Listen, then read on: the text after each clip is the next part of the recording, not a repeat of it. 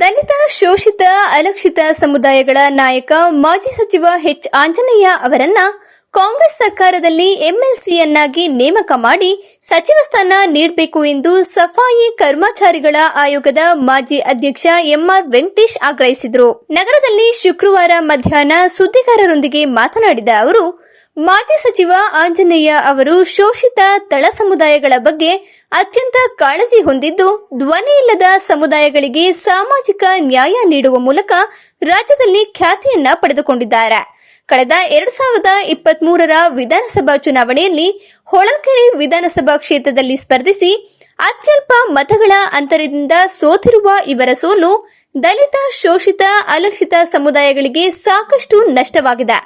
ನೊಂದ ಸಮುದಾಯಗಳ ಏಳಿಗೆಗಾಗಿ ದುಡಿಯುತ್ತಿರುವ ರಾಜಕೀಯ ನಾಯಕರುಗಳಲ್ಲಿ ಎಚ್ ಆಂಜನೇಯ ಮುಂಚೂಣಿ ನಾಯಕರಾಗಿದ್ದಾರೆ.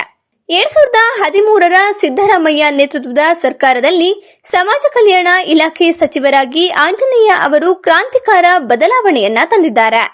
ಎಸ್ಸಿ-ಎಸ್ಟಿ ಅನುದಾನ ಕಾಯ್ದೆ ಜಾರಿ, ಗುತ್ತಿಗೆಯಲ್ಲಿ ಎಸ್ಸಿ-ಎಸ್ಟಿ ಸಮುದಾಯಗಳ ಗುತ್ತಿಗೆದಾರರಿಗೆ ಮೀಸಲಾತಿ ನೀಡುವ ಮೂಲಕ ಕ್ರಾಂತಿಕಾರಕ ಬದಲಾವಣೆ ತಂದಿದ್ದಾರೆ. ಅಷ್ಟೇ ಅಲ್ಲ, ಇಡೀ ರಾಜ್ಯದಲ್ಲಿ ಹೆಚ್ಚಿನ ಸಂಖ್ಯೆಯಲ್ಲಿ ಎಸ್ಸಿ-ಎಸ್ಟಿ, ಅಲೆಮಾರಿ, ಹಿಂದುಳಿದ ವರ್ಗಗಳ ಮಕ್ಕಳಿಗಾಗಿ ನೂರಾರು ಹೈಟೆಕ್ ಹಾಸ್ಟೆಲ್ಗಳನ್ನು ಹಾಗೂ ರಾಜ್ಯಾದ್ಯಂತ ಹೆಚ್ಚಿನ ಸಂಖ್ಯೆಯಲ್ಲಿ ವಸತಿ ಶಾಲೆಗಳನ್ನು ಪ್ರಾರಂಭ ಮಾಡುವಲ್ಲಿ ಆಂಜನೇಯ ಅವರ ಪಾತ್ರ ತುಂಬಾ ದೊಡ್ಡದು.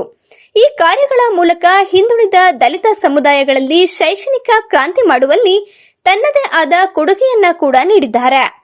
ದಲಿತ ಸಮಾಜಕ್ಕೆ ಸಾಮಾಜಿಕ ನ್ಯಾಯ ನೀಡಬೇಕಾಗಿರುವುದರಿಂದ ಎಚ್ ಆಂಜನೇಯ ಅವರನ್ನ ಎಂಎಲ್ಸಿಯನ್ನಾಗಿ ಮಾಡಿ ಮಂತ್ರಿಯನ್ನಾಗಿ ಮಾಡಬೇಕೆಂದು ಈ ಮೂಲಕ ನಮ್ಮ ಕಾಂಗ್ರೆಸ್ ಪಕ್ಷದ ವರಿಷ್ಠರುಗಳಲ್ಲಿ ಮನವಿ ಮಾಡ್ತೇನೆ ಎಂದರು.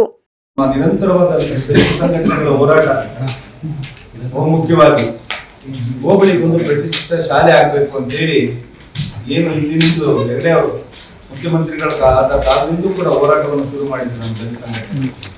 ಅದು ಸಾಕಾರಗೊಂಡಿತ್ತು ಮಾಜಿ ಅವರ ನೇತೃತ್ವದಲ್ಲಿ ಹೋಬಳಿಗೊಂದು ಪ್ರಸಿದ್ಧ ಶಾಲೆ, ಉದಾಹರಣೆಗೆ ಕಿಶೋರಾಣಿ ಚೆನ್ನಮ್ಮ, ಮುರಾರ್ಜಿ, ಅಂಬೇಡ್ಕರ್, ವಾಜಪೇಯಿ ಏನು ಶಾಲೆಗಳು ಪ್ರಾರಂಭ ಆಗಿತ್ತು ಅವ್ರ ಕಾಲದಲ್ಲೇ ಅದು ಏನು ಸುಸಜ್ಜಿತ 10 ಕೋಟಿ ಇದ್ದದನ್ನ 22 ಕೋಟಿಗೆ ಅವರು ಅದನ್ನು ವ್ಯಯ ಹೆಚ್ಚಿಸಿ ಮಾಡಿದ್ದಾರೆ.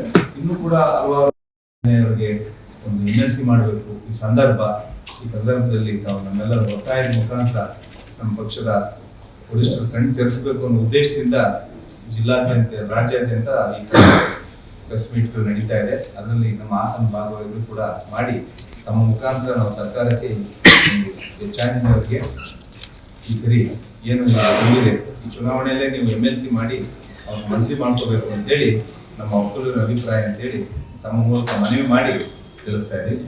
ನಾನು ಕುಮಾರ್ ವೆಂಕಟೇಶ್, ಧನ್ಯವಾದಗಳು. ಸ್ಥಳೀಯ ಹಾಗೂ ನಿಖರ ಸುದ್ದಿಗಾಗಿ ಸಬ್ಸ್ಕ್ರೈಬ್ ಆಗಿ ಬೇಮಾ ವಿಜಯ ಡಿಜಿಟಲ್ ಯೂಟ್ಯೂಬ್ ಚಾನೆಲ್ ಹಾಗೂ ಪಕ್ಕದಲ್ಲಿ ಕಾಣುವ ಬೆಲ್ ಐಕಾನ್ ಕ್ಲಿಕ್ ಮಾಡಿ ಕ್ಷಣ ಕ್ಷಣದ ಅಪ್ಡೇಟ್ಗಳನ್ನು ಪಡೆದುಕೊಳ್ಳಿ.